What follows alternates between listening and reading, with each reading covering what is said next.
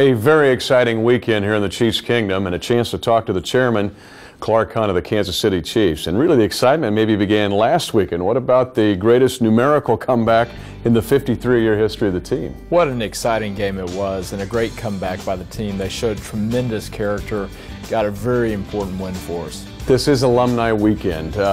What about the excitement of that and what it means to the history and the feeling of this weekend? Well, Alumni Weekend is always one of our favorite weekends of the year. We get to see so many of the guys who played for the Chiefs over the last 5 decades, and it's really grown in recent years. We have so many guys who love coming back and being part of the experience here at Arrowhead. And of course, we'll be inducting Will Shields into our Hall of Fame this weekend, and we're very excited about that. You have done such a great job, though, of making this weekend special. What about, there's a big dinner on Saturday evening. This is kind of the equivalent of a homecoming, is it not? Yeah, it sure is, and the guys just love getting together the night before the game and telling old war stories and honoring the player or coach who's going into our Hall of Fame. It's really a fun time for everybody. I want to ask you about Will Shields. Now, hopefully he'll be inducted someday into Canton, Ohio.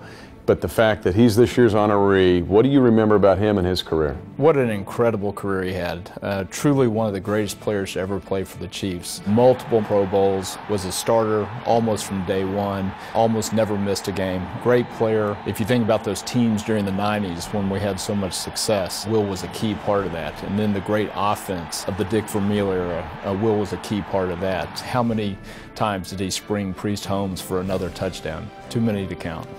And it's also a time, I love it, because it's a chance for your family, for people to kind of get reacquainted with your family. Well, it sure is. We have such a special relationship with our alumni. We think it's really one of the best in the entire National Football League. And this weekend is the centerpiece of that. And I think it's why so many guys like to come back. And it's a real treat for us to get to spend some time with them.